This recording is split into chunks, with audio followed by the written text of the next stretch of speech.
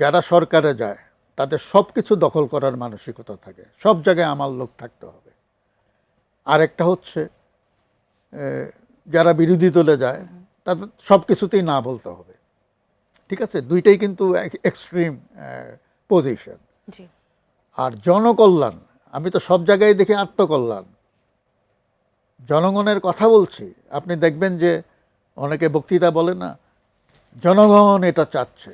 No, সে আসলে মনে মনে বলছে আমি এটা চাই, কিন্তু আমি এটা চাই এটা তো মুখে বলা যায় না। ওই যে আপনি বললেন ওই বিটুইন দ্য লাইন, তো তখন সে বলে জনগণ এটা চায়।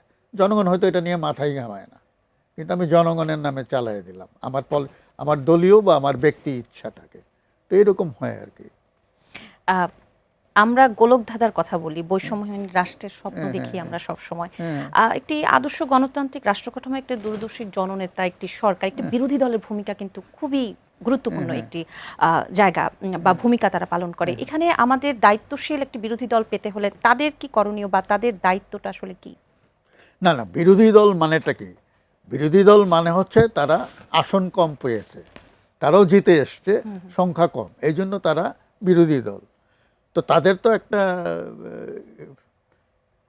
অ্যাম্বিশন থাকবে, গোল থাকবে যে আজকে তারা বিরোধী দল, এরপরে নির্বাচনে তারা জয়ী হয়ে তারা সরকার গঠন করবে। তো সরকার গঠন করতে হলে, রাষ্ট্র চালাতে হলে যে টেম্পারামেন্ট দরকার, যে প্র্যাকটিসেস দরকার, সেইগুলি তো বিরোধী দলে থাকলেও তাকে সেগুলি আয়ত্ত করতে হবে, তাই না? কারণ তাকে সবসময় ভাবতে হবে আজকে আমি বিরোধী দলে আছি, কালকে আমি সরকারে যাব। আর আজকে আমি যে আচরণগুলো করছি, এখন যারা সরকারে আছে তারা পছন্দ করছে না, ওই সরকারে যারা আছে তারা যখন পরবর্তীতে বিরোধী দলে যাবে তারাও একই কাজই করবে। এবং আমরা এখানে 91 সাল থেকে শুরু করে 2024 পর্যন্ত এইটাই দেখে আসছি, এই পলিটিক্সটা। মানে আমাদের এখানে সংসদটা কার্যকর হয় নাই, ফাংশন করে নাই।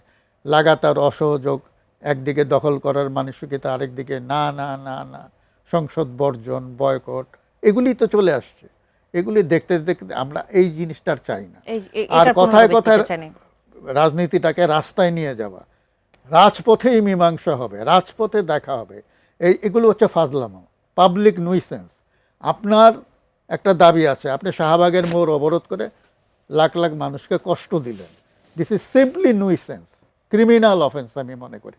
দিনের পর দিন এটা চলতে পারে না, এটা রাজনীতি না।